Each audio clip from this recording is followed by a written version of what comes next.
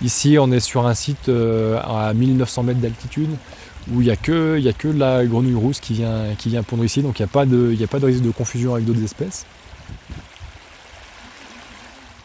Le projet Compte Pondre, c'est un projet participatif qui vise à évaluer les effets du changement climatique sur le rythme des saisons des amphibiens.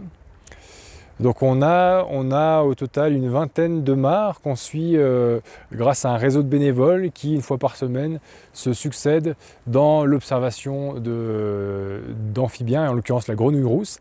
La grenouille rousse, c'est une espèce qui est intéressante parce que c'est vraiment une espèce qui est inféodée aux zones de montagne qu'on retrouve de la plaine jusqu'à 2700 mètres d'altitude et qui pond dans des mares. Donc pourquoi est-ce qu'on s'intéresse à cette espèce? C'est une espèce qui va pondre justement à certains moments clés qui sont ces moments où la neige va fondre et les mares, donc l'eau liquide, les mares vont apparaître.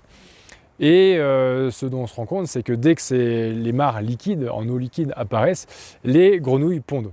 Donc il y a un vrai lien important avec l'enneigement et donc avec le changement climatique, parce qu'avec le changement climatique, il y a une évolution forte du manteau neigeux. Ici, on se trouve dans la vallée de Chamonix. On sait qu'on a déjà perdu un mois d'enneigement depuis les années 70 et on s'attend à nouveau à perdre un mois d'enneigement d'ici 2050. Donc cette espèce, la grenouille rousse, c'est vraiment une espèce indicatrice via l'enneigement des effets du changement climatique. Donc on suit cette espèce sur l'ensemble de son développement, donc de l'œuf que va pondre la grenouille. Donc l'œuf, il est présent dans l'espèce d'amas gélatineux qui contient entre 800 et 4000 œufs. Et cet œuf, il va devenir tétard, puis il va devenir grenouille. Et ce qui nous intéresse, c'est donc de savoir à quel moment est-ce que ces pontes arrivent et de comprendre le lien avec le gel tardif, parce que pondre très tôt, c'est une opportunité.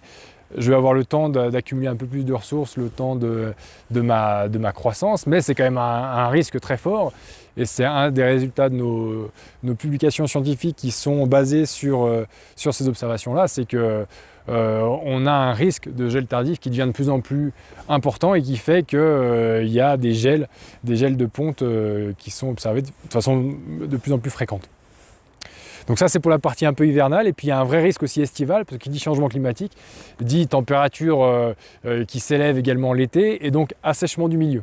Donc la deuxième grande question qu'on se pose, c'est est-ce que cet état arrive à devenir grenouille suffisamment tôt avant que les mares ne s'assèchent, sachant qu'on sait là aussi à horizon 2050 qu'il y a à peu près la moitié des mares qu'on suit ici dans le massif du Mont Blanc qui vont être amenées à s'assécher tous les ans.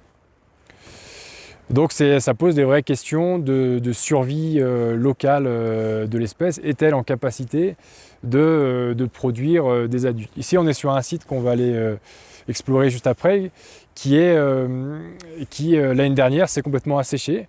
Là, on va le voir, il y a énormément de têtards. Et l'année dernière, c'était à peu près la même chose. Il y a eu assèchement, donc tout le cru de 2023 n'a pas abouti, n'a pas donné de grenouilles parce qu'il y a eu assèchement de la mare avant que les têtards aient l'occasion de se transformer en grenouilles, c'est-à-dire des têtards donc, qui ont des pattes arrière, des pattes avant et qui perdent leur queue. C'est des observations qui donnent de vrais indicateurs des effets du changement climatique sur la biodiversité d'un territoire qui est en l'occurrence le massif du Mont Blanc.